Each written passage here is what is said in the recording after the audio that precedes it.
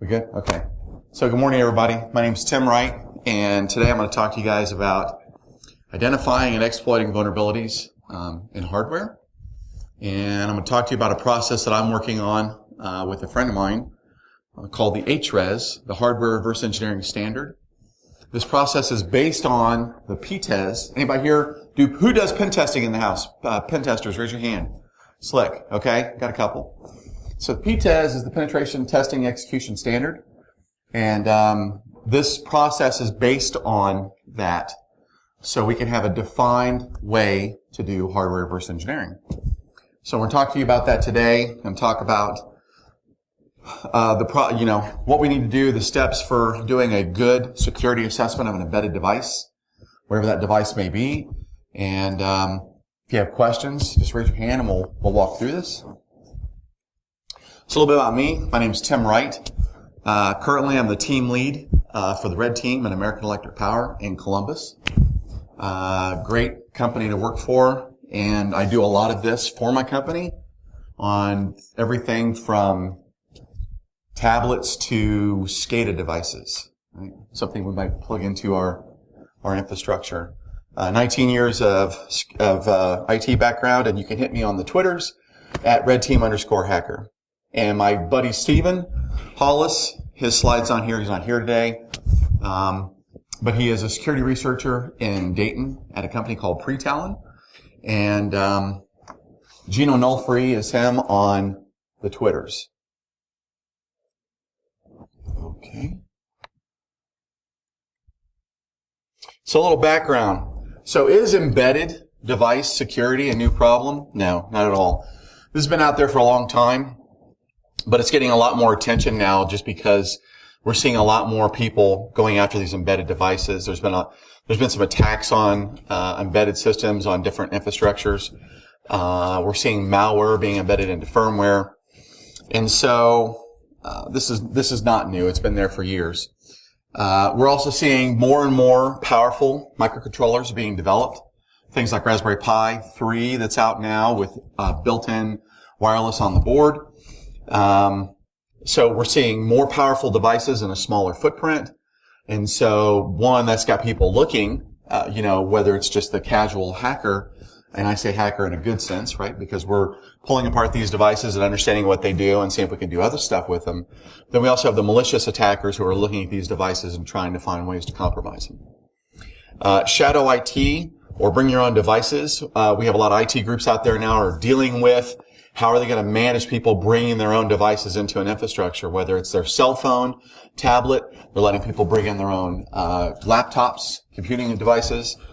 And when I say shadow IT, I know everyone here has we don't see this ever, but when the users decide they want to set up their own wireless, their own cellular bridge, deploy it on our network, and then use that so they can do whatever they need to do on the network, that's the shadow IT that's getting dropped into our networks, right? So everything now is hitting the internet for content.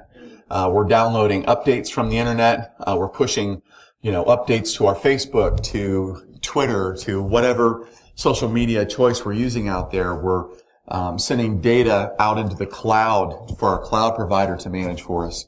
So everything now is hitting the web for content, which means all of that is opening up our internal infrastructures for more attack.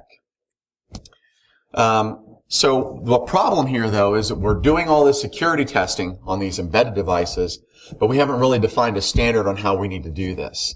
So a lot of companies now are offering this as a service, but it's their own secret sauce. They're doing it their own way. They're not really telling us what they're doing for an assessment. And so you see these reports come in saying, yeah, I looked at your device and it looks fine to me. And maybe all they're doing is just a NESA scan. Or they're just doing some basic port scans of the device and trying to do a basic scan of a web interface, and that's all you get. And I think we need more than that, right?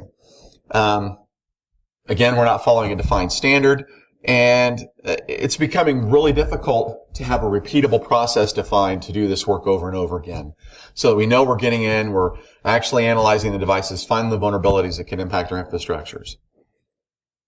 So in this image, what I wanted to show was the difference between a network pen test and a hardware security assessment. So on the right, we see a design of a network, right? So our pen testers in the house know when we go in and we're doing a pen test, we see multiple networks, multiple domains, servers, Ethernet devices, wireless, whatever. That's all going to be in scope for us to do a pen test, right? We're going to own those devices. We're going to do post-exploitation. We're going to get domain creds, run Mimikatz in the Windows boxes, and then everything's going to be awesome. We're going to have shells galore. But on the right, this is a hardware security assessment. It's going to be a workbench. We have a multimeter, an oscilloscope, a couple of USB devices like a Shikra. We're going to pull that device apart. We're going to do some soldering on the board, and we're going to analyze the signals. We're going to analyze what's going on in the bus. So it's a much different type of security assessment, and that's really the scope that we need to understand. But with this, you can absolutely do that.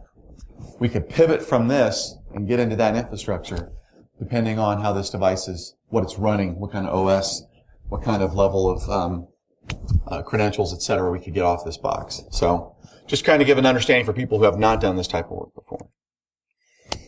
So I'm not the first, and Steven's not the first, to talk about this work. There's a lot of people out there doing research on this and talking about embedded. Daryl has done a lot of presentations, Matthew as well, on different type of embedded attack vectors from SNMP, printers, and Prada. Daryl's tool in Prada, it's really cool.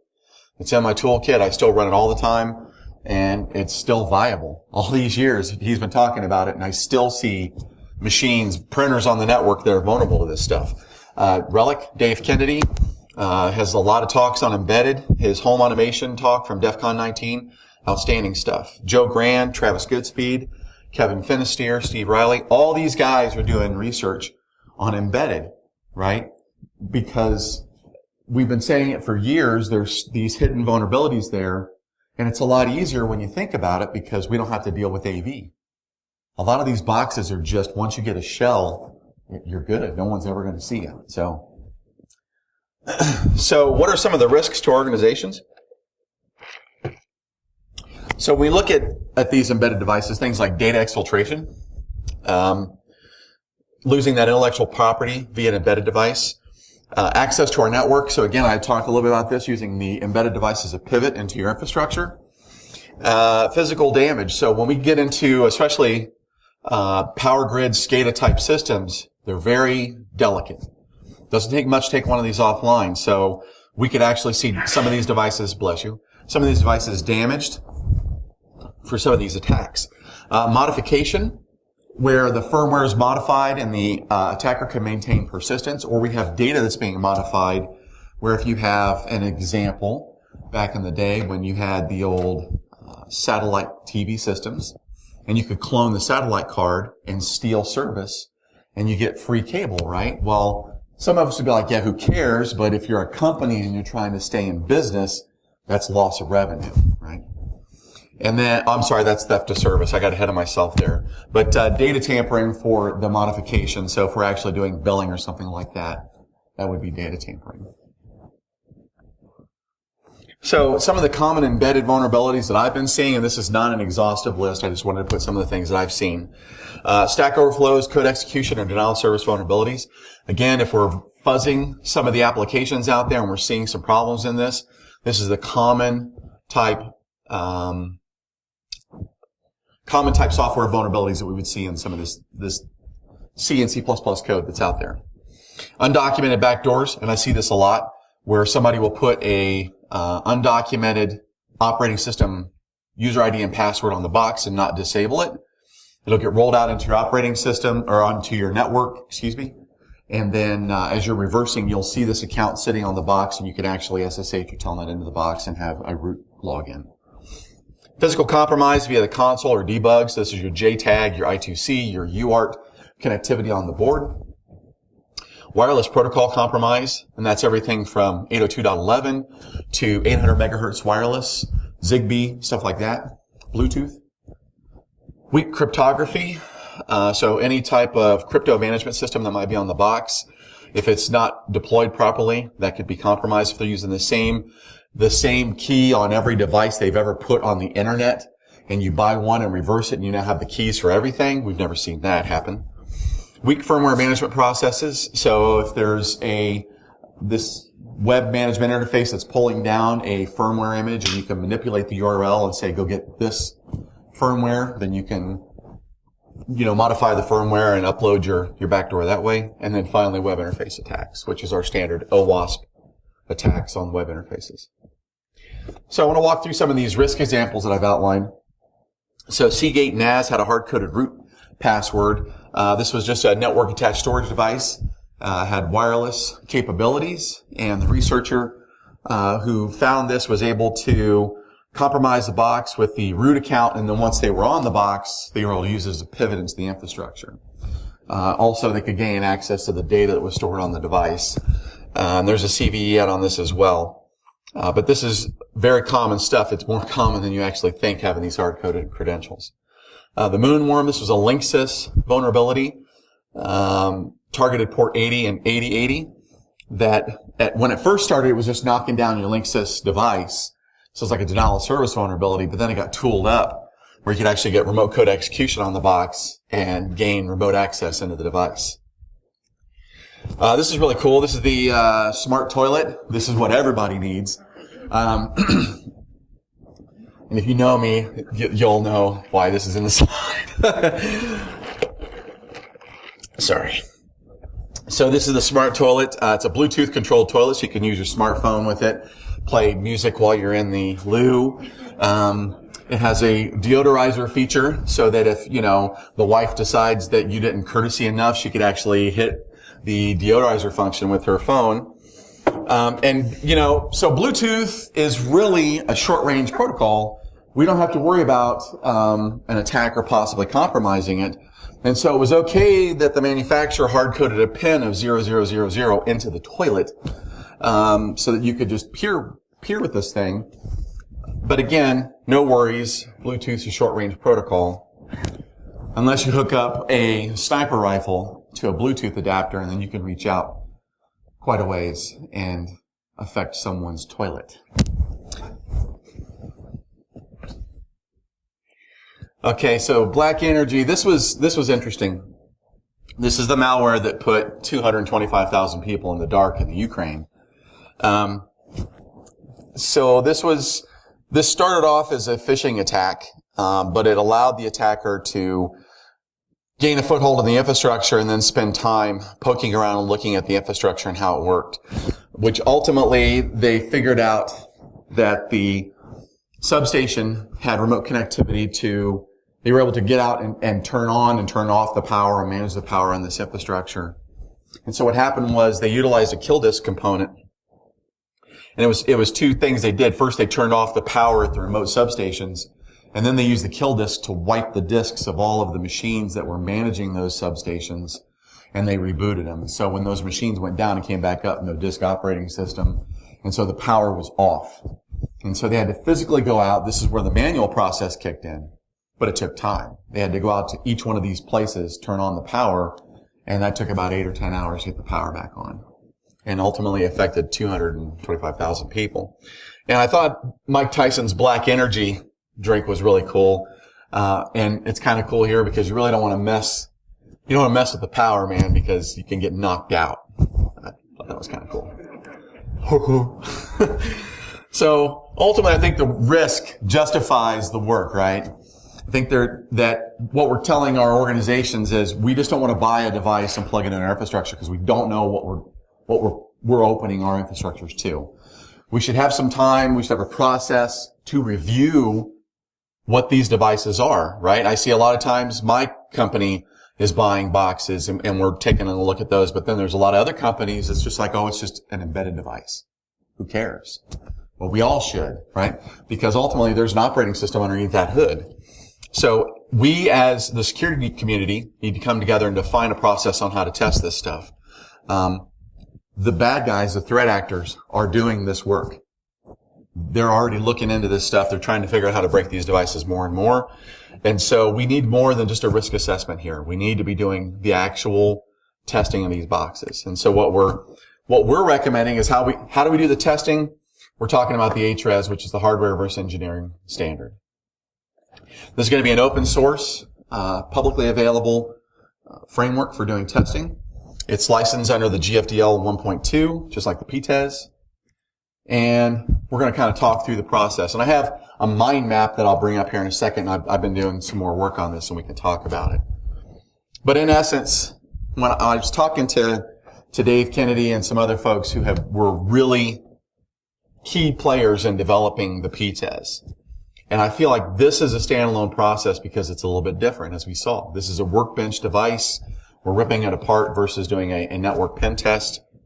So when we look at the PTES process on the left, there's 7 steps: pre-engagement interactions, intelligence gathering, threat modeling, vulnerability analysis, exploitation, post-exploitation, and reporting. Okay?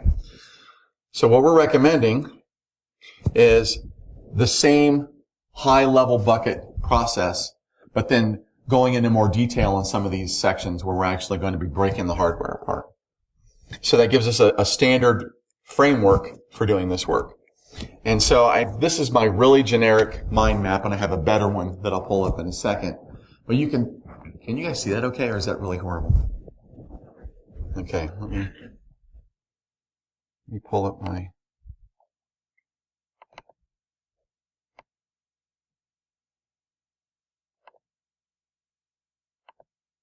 Is that a little bit better? Can you guys see a little bit cleaner? Okay, cool. So when we start talking about the HRES process and looking at the pre-engagement interactions, right? So we're developing our ROE, meeting with the customer, those things that we would normally do if we're doing consulting work or doing pen testing, right? Where we're going to outline how we're going to do our assessment. But then as we start moving through the bigger process buckets and we're looking at like intelligence gathering and target identification, this is where we're going to start looking at like what firmware version are we running on the box. We're going to download the chip documentation from the webs so we can know exactly what type of chips are on the board. Identify the wireless that's emanating from the device. Identify data moving on the bus during boot up with a multimeter, things like that. Going all the way through creating a design or taking a picture of our board, identifying our data pins, doing our threat models, and then actually getting into the vulnerability assessment phase where we're doing active and passive testing. We're doing validation of some of our findings. And then we're doing research, right? So we're using things like the SHICRA to get the management interfaces on the board. We're using Benwalk to extract the firmware of the device so we can actually see the file system. Exploitation, right? We're actually getting into, if we need to write some code, if we're fuzzing, we find a vulnerability and it's a SEH overflow and we need to write that code. That's where we're going to do that in that phase. Then we got our post-exploitation where we're going to pillage. So if we find those default SSH keys sitting on the box, we'll pull those off so we can get into multiple of our boxes and demonstrate risk. And then reporting phase, and we all love to write reports. I hate writing reports. But this is where we're going to do it. And so some of these are one-to-one mappings, right? Some of the things I'm talking about here are not unique to the HRES. We're borrowing from the PTES because it's such an established and defined process. We're just changing what we need for the hardware reverse engineering. Okay? So I'm going to kind of walk through some of these processes again real quick at a higher level. But when you start doing this stuff, and AEP is a very big safety culture for a power company. We want to make sure everybody goes home at the end of the night. And so I'm asking everyone here, as you start doing some of this research, if you decide to, please safety first. If you're using and playing with power, you're putting your hands into a device, make sure it's properly grounded. Make sure you're not touching something that's live because you can get hurt, you can get killed. And I don't want anybody here to get hurt or killed because we all are researchers and I want to make sure we continue doing what we're doing. So again, our pre-engagement interactions, this is where we're going to talk to our customer or whoever it might be. I generally ask for 2 devices when I do this testing. I have one for non-destructive testing where I have it sitting on the bench. I can do port scans. I can test my proof of concept code against it. And I have one for destructive testing. I'm going to take the case apart. I'm going to solder onto the board. I may pull the chip off. That box may not run when I'm done, right? So that's why you want 2 boxes so you can actually pull the thing apart and do what we need to do. We're going to define our testing goals. What are we trying to achieve with this test? I like to wrap goals around. Are we looking at insider threat? Is this thing sitting on the internet with some kind of cellular gateway and we want to try to compromise that remotely? What's the goals of the assessment? Right? And then if there's any special programming or debugging cables, You're going to have to request those too from the vendor. I've had a lot of the devices that I test where there might be a special coupler that goes on the device.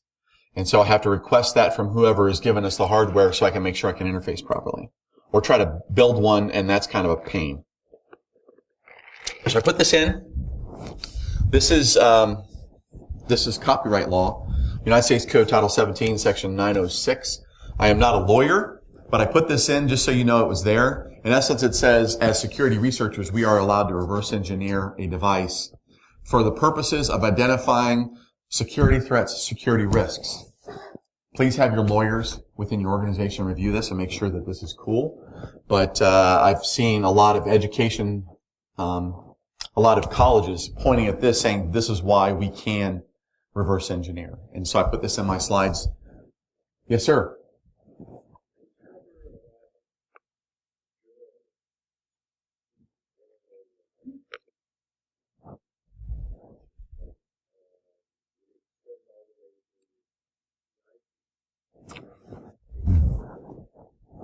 I don't have the answer to that. The thing that I was reading online about this, and when I gave this talk the last time, and Daryl and I were talking, I did some research. It seems that if you're just looking at something from a security, understanding how it works, or if there's vulnerabilities from a security perspective, you're okay. If you're trying to steal the intellectual property and make your own device and somehow profit from that, you're not okay. So there's a line there. As long as you're doing research on it, it seems like you're okay. But again, I would say if you're doing this for your organization, talk to your organization's the lawyers, and make sure that you're good. Okay. So again, intelligence gathering. So this is everything from looking at the chips. And so if you look at a chip, and I'll show you guys here on the walkthrough in a second, each chip is stamped with its own unique identifier. You can Google those identifiers and actually pull down the spec sheet of each chip that's on the board and understand exactly what the chip is and the pin out, find out which pin is your power pin, etc. So you can download all of that, photograph the device before you disassemble or as you're taking it apart because photos help put it back together. I don't know how many dads we have in the room, but when I build something for my daughter when she was much younger, you always have that 3 or 4 extra bolts that'd be laying around. Well, when you have an electronic device and you have a couple extra parts, that's probably not a good thing.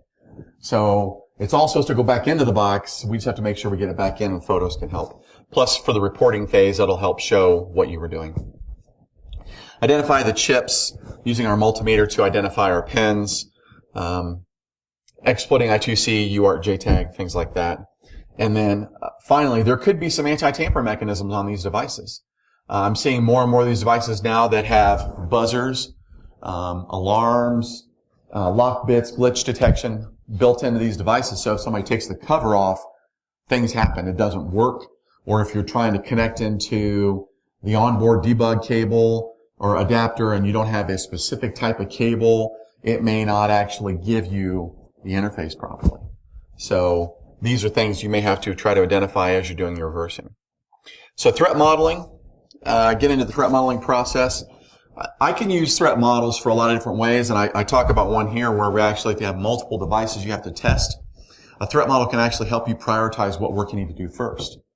So and depending on your business, you could have a gas meter with a custom RF interface that's sending like customer data back to your infrastructure.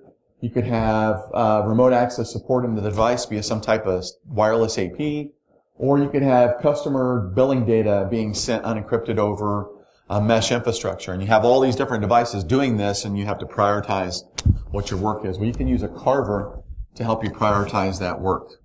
And you could also use the carver just to help understand what the threat is, right? So carver is criticality, accessibility, recuperability, vulnerability, effect, and recognizability, right? And you can risk rank those from a score of 1 to 10, and then based on your risk score, you can actually show mathematically what you think the risk is to your organization based on your carver. And I thought I had an image of my carver, and it might be in my report section. But this is really kind of a quick and dirty way you can put it into an Excel spreadsheet and, mature your tool over time to give you the risk score you need to show something that you think is fairly accurate. Vulnerability assessment, I'm going to spend a lot of time here, but this is everything from soldering jumpers on the board extracting data from our flash chips, stuffing data on the bus with logic analyzer, and then actually reverse engineering any type of client software. Sometimes you get a Java client that you use to connect to the device, and that can be easily decompiled, or you have a .NET executable. You can run PEID against that to identify that that's a .NET executable, reverse it, and get it right down into source. Or you may even have C or C++ where you have to take it down to assembly, which is a little bit more difficult. So here's an example I have. This is a wireless AP. This is from Zipiter's website. These guys were tapping into this using the Shikra, and this is a really cool board for doing this work. And I was a Bus Pirate fan for a while until the last presentation I gave, and my Bus Pirate was epically failing me. And so now I don't leave. And Daryl giggles. So I now do not leave home without my Shikra. I have two of them. I have one on my workbench and one in my bag at all times. I have my Shikra right here because I never leave home without it. So it's really cool, and you can see what they've done here is they've tapped into I think this is a UART interface on this device, and they're using this to get their connection directly into the wireless device. So at that point, it's almost like a telnet connection. You're just pointing at the Shikra, and then you'll get the shell or the prompt on this. It could be some weird management style interface all the way up to an embedded Unix command prompt. Yes, sir. Yes. Or USB serial. And OS X and Linux natively support these devices. So once you plug it in, you can just go in and look in your devices directory, and you'll see it sitting there. So, and then you can just set your XCOM or whatever you're using as your connection of choice into the device. You can just use that. So exploitation, this is physical exploitation, memory exploitation, all of those types of attacks. Management interface. This we're going to go after the box, try to get shell, bypass firewall restrictions or data diode restrictions. We could even use creative methods like social engineering if we had to demonstrate insider threat on the box. But this is the all-encompassing, let's get some shells. And then the example I put up here, this is the Terminator framework. I use this for testing meters, wireless meters that go on the side of your house, the power meter. This is like the Metasploit framework for testing meters.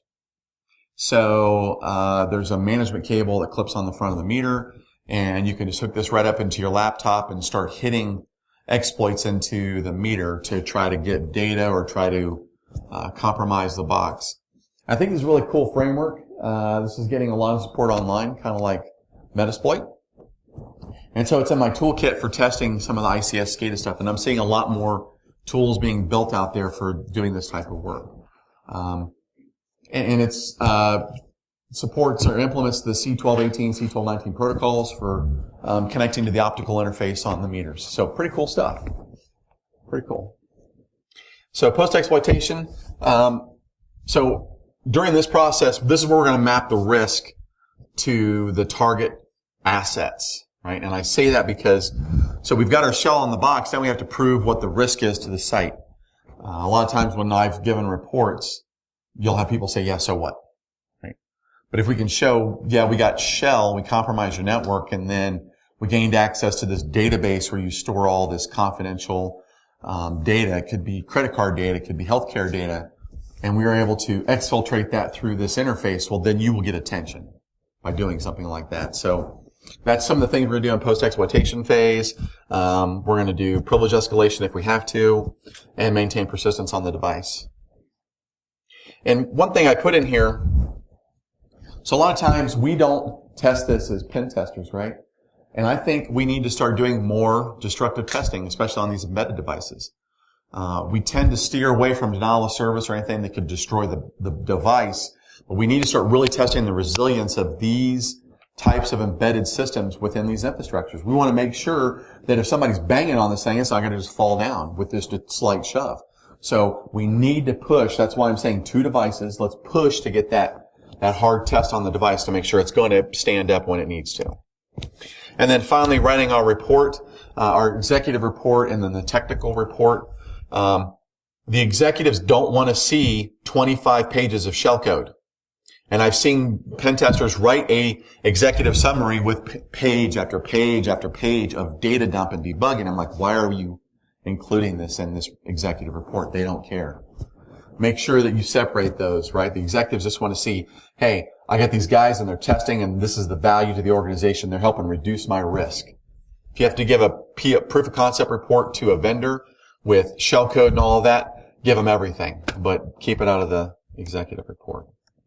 So real quick, let's talk about building our lab and how we can do this at home. So I've talked to you about the process. I've talked to you about some of the things we need to be doing, but as researchers, as people who now we want to learn how to do this more, how do I do this on the cheap? And so some of the things I've been doing is going to the thrift store and finding old modems, Linksys routers, you name it, for like $1 and buying them and bring them home and throw them on my workbench and then break them, pull them apart. If you let the smoke out, no one cares because it was $1. If you care about $1, well, it depends. If it's vinyl, I care about it. If it's a piece of crappy hardware that I can rip apart on my workbench, I don't care so much. And you can also get some cheap socks and shoes there if you are definitely down with the vintage clothing look. So, really cool way, an easy way to build a hardware versing system is on Raspberry Pi. And my buddy Steven did this, and I freaking love it. It's small. You can throw it into your bag. I mean, you can have a go bag with your kit inside of it. This thing interfaces with UART, I2C, and SPI. So that's a lot of the interfaces we see on these devices nowadays. You put your software right on the Raspberry Pi. So if you want to use Benwalk, your debugging tools, right on the Pi, and then you can just do all your work right from there. And it's very simple and easy to have that self-contained box and take it wherever you need to. And it's cheap. It's like 30-something bucks with the new Pis, and they have the onboard wireless. Yes, sir. Yeah, that was me. That's a cool device. We could talk more about that. What's that? No. So the JTAGulator is literally, it focuses on JTAG and determining JTAG pinout, if it can communicate with the JTAG interface. This is more of an all-around, hey, I need a platform to do reversing and I don't want to throw it on my laptop. I don't want to create a VM image. Maybe your company is not paying for this for you. You want to do it on the cheap. This is a cheap way to do it and throw it into a tool bag. So when you go down to Valley Thrift and you buy all of their DSL modems, you have your kit that you can take with you to Starbucks and look like a terrorizer. So tool time. So we're going to talk some more about the tools to do this stuff, and I'm trying to speed through this, guys. I'm not trying to delay, I promise you. So some of the things I like, a good soldering iron. Invest in a good soldering iron. Don't get the cheap, plug into the wall soldering iron. Spend some money. Something that has a digital dial that you can set the temperature on. You will thank yourself for doing it. I used to have the cheap one, and I don't know how many times I threw it across the room. I bought a decent one, and you can get them for about $60-$80, and they work great. Cheap multimeter, you can go to Radio Shack. Yes, sir. How like your tips when you do something special treatment? I usually have the cheap soldering irons, and I always have the short amount of time tips that just don't transfer the heat properly. I'm actually, all I do is I tint my tip every time I use it. So I tint it, I clean it after it's tinned, and then I do my soldering when I'm done, and then I clean it again and retint it, and I have the same tip I've been using for 2 years, haven't had to replace it. So as long as you're tinning your tip each time, cleaning it on your sponge with water, you're good. That's been my secret of success. Couple multimeters in your kit. You can get a cheap $10, $15 multimeter at Hack Shack, and that's what I use, and it works great for me. Screwdriver set with the security bits. These are online. You want to get, depending on the embedded devices, they have the star bits or the little tiny bits, depending on what kind of stuff you're testing. If you're testing mobile, you're going to make sure to have all those bits available to you. Hot air gun or a hair dryer. If you have kids like I do, I have a daughter, I just steal her hair dryer when I need to take something apart that has the glue, and it works great, but you tend to upset her. So unless you want to get beat by your wife or your daughter, you may invest in your own hot air gun. Needle nose pliers, dental picks, and a decent supply of caffeine if you're like me and you like to have some coffee if you're working late at night. So some of the electronic tools, the Shicker and Bus Pirate, I've talked about that a little bit. JTagulator, the Soleil, which is a logic analyzer, so you can actually hook up to the bus and actually monitor what's moving across the bus. A Picoscope or DSO Nano 3, a couple of USB breakout boards, our Raspberry Pi to set our reversing system on, the Pomona 5250s. These are really cool. If you don't like to solder, you can go out and order a set of these. These are clamps that will allow you to clamp right onto the chip. And then you can just put the connectors right onto the Pomonas and then pull your flash image off, and then you can just take them right off the board and you're done. Right? This is the no solder solution for connecting to a chip, and they have different pins. They have 8, 16, 32. The price goes up a little bit as you get the bigger ones, but they have a nice box that you can put them in, and they're really cool. Right? And then if you want to get into SDR, there's the Hack RF, the Blade RF, or the RTL SDR. And then software tools, IDA Pro, of course. I like Immunity over Ollie just because Immunity, I can use Mona, especially if I'm writing SEH or ROP type exploits. Mona is the shit. Pardon my language. Hex dump or obj dump, definitely for sure if you want to get down and actually look at something in a hex editor. Minicom, Radar 2, Flash ROM, GNU Radio, and then Killer B if you're looking at Zigbee. So we started looking at this and putting together a hardware kit, and so our small hardware kit's about $200, right?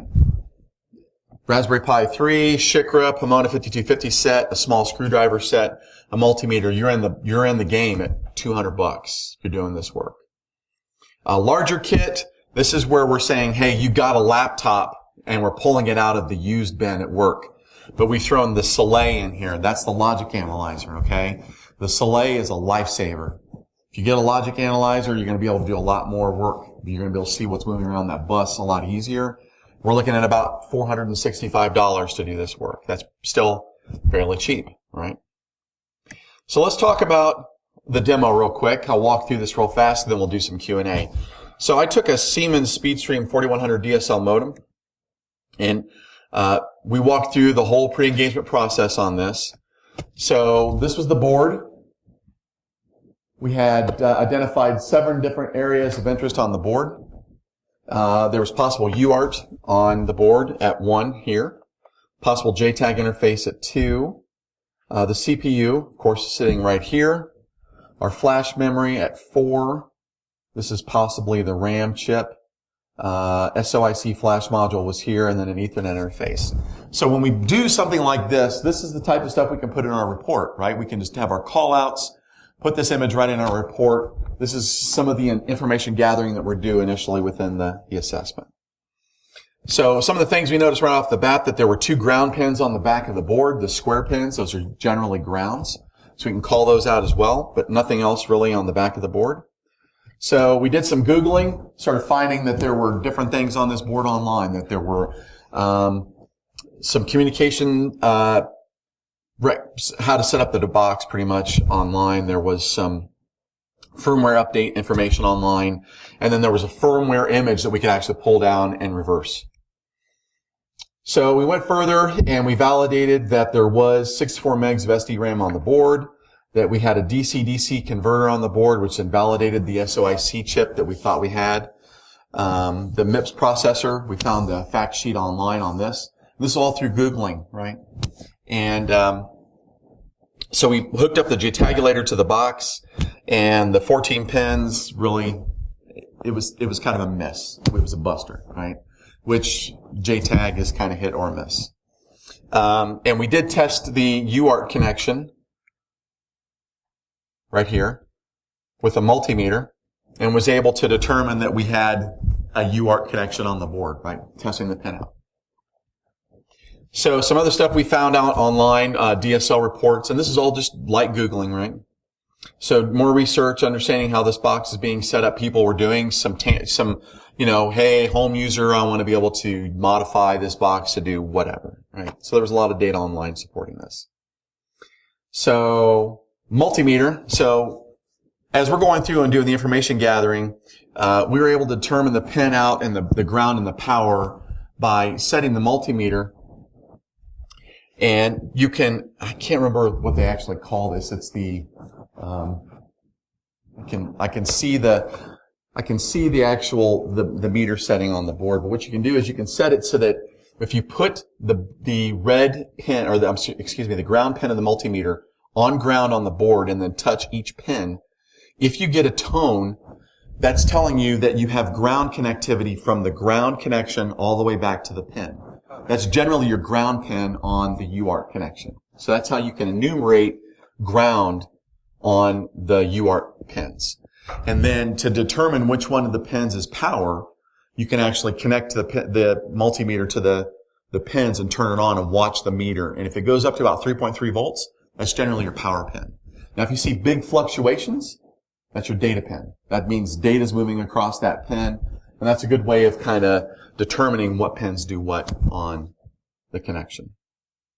Right? So here we have a USB breakout board connected to the UART interface. And that's, we used Bus Pirate. We used, the USB breakout board to get our shell.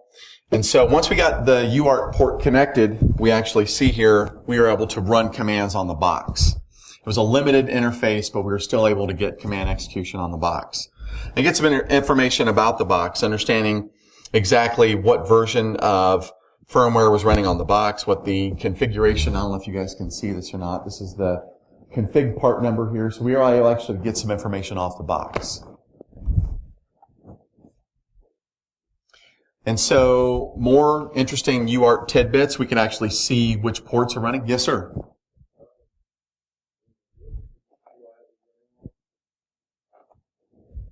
This is dev TTY USB 1.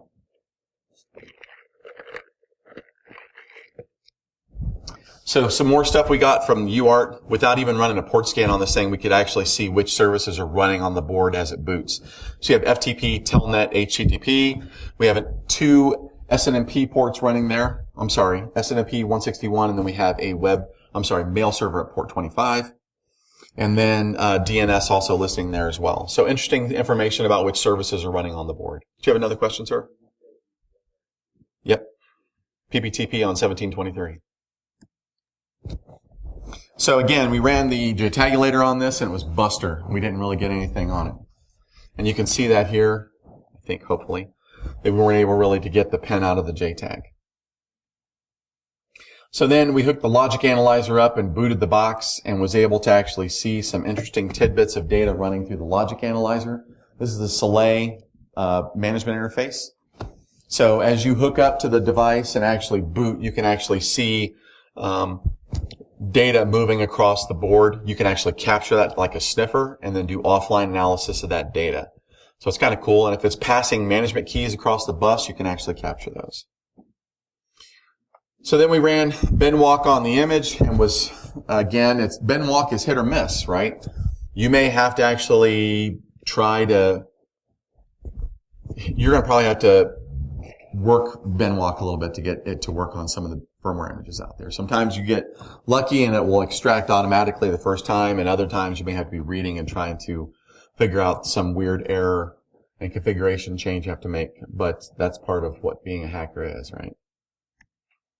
Yeah. All right. So some of the other things we did on the box, we ran Nmap on the box just to make sure that those ports were good. And what we did get back was FTP, Telnet, and HTTP. Those were the things running by default. So the documentation says that the Telnet username and password on the device should be admin, but that didn't work through the UART interface. And so we tried a lot of different things. But unfortunately, we could not get connectivity using that default account. So we tested the Telnet access on the box and got this weird sandbox menu with no ability to gain full shell access on the box. So, but it did give some cool remote functionality features for us, right? We were able to do some things on the box. Every time, though, we tried to use the web interface, it was Buster. We didn't get anything there. So we ran SMP walk against the box, and again, we were able to pull some more interesting information off the box. And You see this process, right? This is the same process we'd be doing through a pen test. Analyzing the ports and the services running, pulling data back from those ports and services and seeing what that data is giving us. And again, here we ran S&P walk against the box, got some more information about the build, some more information about the device. And so as we sit down, we started threat modeling. We're like, all right, so we got 4 attack vectors. We got local physical access through the UART and the JTAG or flash extraction. We have network and local access through the Ethernet and the DSL interface. And then we had remote connectivity through a DSL interface, right? So our threat model, that's kind of what we're looking at, the 3 attack vectors. We didn't have a DSL. I didn't have a DSL line in my home, so I wasn't going to be able to go after DSL. So I was looking at either Ethernet or physical local access in my threat model. And for this one, it was mostly threat. The threat was going to be local. What could we do with physical access in the box? And so when I put this into a carver, and this is basically how I put my carver together, the UART and the Ethernet were popping up as the highest threats for me, right, based on my risk scoring calculation. And so I could take this threat model and throw it right into my report to say this is why I justified my work in those areas. So as I started going through the vulnerability analysis phase, we noticed that there was an update menu on the web interface that was unauthenticated. So we could actually modify the firmware on the box with no password needed. So that was kind of cool, right? So once we got the firmware extracted, we could actually patch the firmware, upload it to the box. And if it was a Linux shell underneath, we could just create like a kernel module, put netcat on the box, and create our own listener. And that would be pretty much it. But with UART, I'm sorry? The firmware updater didn't have a hash check. It did not. It did not. So we had this weird X shell on the modem, and we were trying to break out of it. And with the telnet connection, we were stuck at the login prompt, but we had no username or password for it. And so we used UART and created a user account with root privileges on the box, right through the UART interface. And so that command right there, the config, upro1, user, username Tim, password blank, and then the per is permissions. So that's a hex code, and we're setting permissions of all. Give me all permissions. F. And then once I did that, not only was I able to telnet into the box, I got FTP access as well, as full control through both of those. And so logging into the FTP service, we could then download things like the x.config, x.def, the x.image, and the xboot.image files from the box directly. So then post-exploitation, once we get into the box, we now have a decent shell on the box, right? I can telnet in directly. I've got this cool X shell. And we can start running config files, configuration commands on the box. I can see IP information. I can see routing tables. But it wasn't a full-blown Linux shell. Okay. It was still limited. But this account allowed us to maintain persistence because the account was created under the hood. And so it did not show up under the web interface of accounts on the box. It was a hidden account within the operating system. So the persistence was there. We didn't have to worry about bypassing AV. We're on the box. We're going to be there as long as we wanted to. And so then finally, as I wrap all this up, so we go through all this, we hack the box, and we start writing the findings. So I had 5 findings here, right? I had a physical access finding. The UART provides elevated shell on the device to allow me to do things. I classed that as a high just because you needed to have access to the box. I had elevated telnet shell after physical exploit. I tagged that as a critical.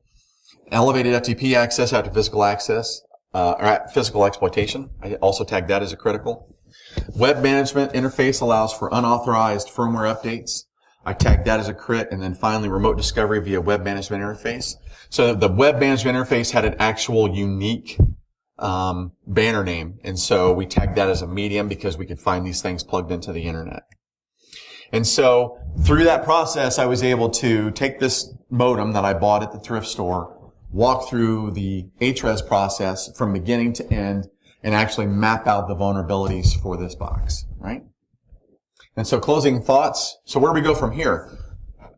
We agree the risks on embedded devices are increasing. We need to be doing work in this area. Security teams should be testing this stuff to identify vulnerabilities before we deploy these into our infrastructure. And what we're proposing, Stephen and myself, is the HRES standard to help define how we do this work. A repeatable, process that has defined results so that we can take that to management to say, here's what we found and here's how we need to mitigate these risks. And currently the website hopefully is going to be online in about a week. We actually have the domain and I'm building it. The mind map is done and we're working on the technical guides as we speak. HREtaxstandard.com is going to be the website. And we're also looking at possibly setting up wikis and putting in LinkedIn groups so we can all start working together on this. So thank you for your time. I'm going to open up to Q&A. I know I was kind of blazing through some of those quick, but I was trying to be sensitive to time. Do we have questions? Yeah, so I'm seeing more and more on embedded devices that the kernel at least has the ability to lock down UART, SPI, and anything else that isn't needed. A lot of times it'll be left on for development purposes, but then once the final product is shipped out, it's all turned off in the OS. And JTAG is always there, but that can be a real pain in the ass sometimes. Yep. So learning, like, in that situation, what would you actually do to try and get into the machine? Just going to the web interface, or just having to accept the smaller surface area? I have not seen a lot of devices where the UART, the I2C, the SPI interfaces are disabled. I don't know if anybody else that's playing with hardware is seeing that, but a lot of times when I'm connecting into these pins, those ports are hot. And that's a problem. And I'm sure that ability is built into the kernel, and that's on these boards, but a lot of times these are not being disabled when they're going out in the field. Now, your question is, if that's disabled, and is there something else we can do on the box? And it just depends on the device you're testing. Sometimes I see a USB interface on the front of the box that's unprotected, right? And so you can plug in a USB key on the front of this and it'll boot. And maybe the management process is it looks for firmware updates right there, and you can push new firmware with physical access. Well, if you have the firmware and I can mod it to disable those bits, then I can just push a new firmware update and then connect into UART, right? It all depends on the box. So I would say that's case-by-case basis. But the web interface, I've seen a lot of guys, Daryl does it all the time. He'll go right after that web interface and do command execution or something like that in there and get shells or create accounts or do whatever. SQL injection, I mean, there's a lot of different vulnerabilities we have to look at. If there's a database in this thing, I mean, that could be a potential as well. So things to think about. It all depends on what's on the box. Everything's going to be different. Yes, sir. Daryl? Yeah, just a quick note on that. Yeah. Some of the devices that I'm seeing that are smaller footprint devices, even though CPUs would be UART, and they all have a plus that's configurable. I've seen some of the smaller footprint devices may not have that functionality available within the code. And I'm seeing it in those. I'm not even seeing a full settings for the other stuff. I'm seeing, I'm looking at small footprint stuff. I'm actually seeing serial wire. Yeah. For that type of stuff, which is even more more simple and less complex in those cases. And it really comes down to what the device does. I like when he's doing the bigger devices like that. I have yet to pop one of those, but when a UART's not enabled on some of the bigger devices, Yeah, we're really dealing with performance issues here, right? So we're looking at, so a lot of times we're telling our vendors, hey, we want to see encrypted communication channels from these devices back to a management plane, right? Well, the problem is that as soon as you throw crypto in the device, the performance goes in the tank, right? Because it has to manage that whole encryption and sending the data over encrypted channel process. And now all of a sudden you see the performance drop because it's spending so much time sending that encrypted traffic. And so now you're looking at it going, okay, security, performance. And now the business is going to look at it and be like, yeah, there's no way. So we're absolutely not seeing any of this stuff turn on these devices. And I think you're not going to see it for a long time to come. Yes, sir.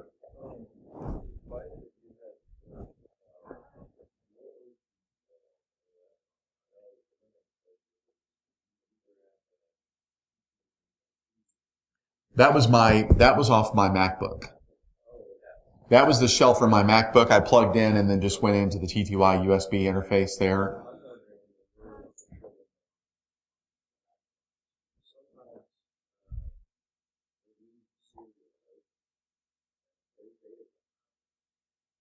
Sometimes, yes, sir. On that board, I'm trying to think of it was a weird version of Linux. It was like an embedded version of Linux.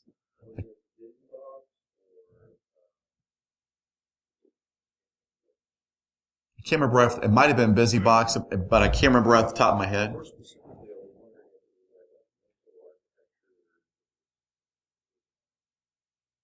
I believe that one's ARM on that box, on the DSL modem. Other questions?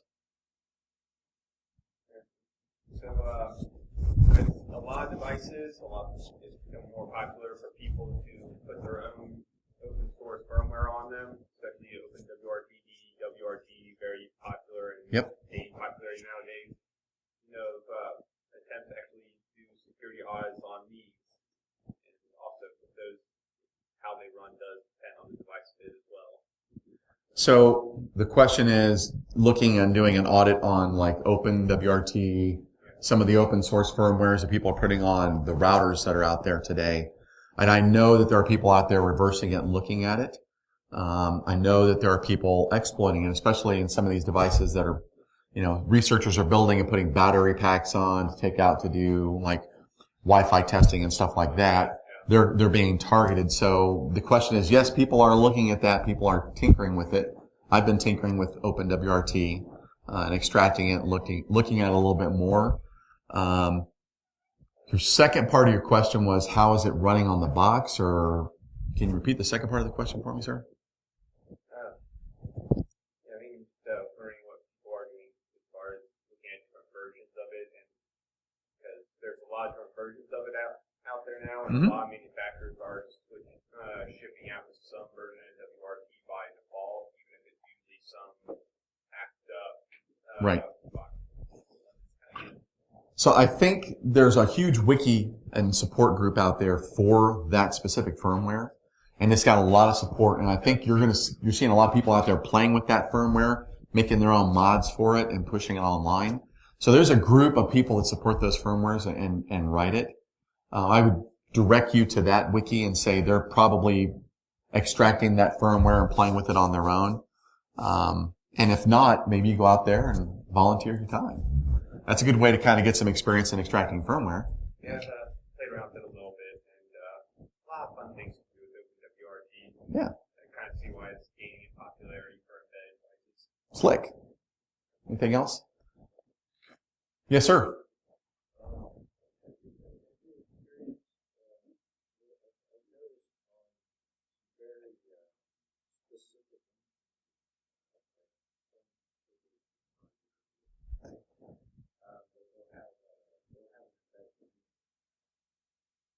Embedded, you talking embedded Windows? Yep. Nope, I've not seen that. I've seen embedded Windows, like embedded XP. I see a lot. And that's really kind of fun to play with, because now all of your standard XP type attack vectors exist.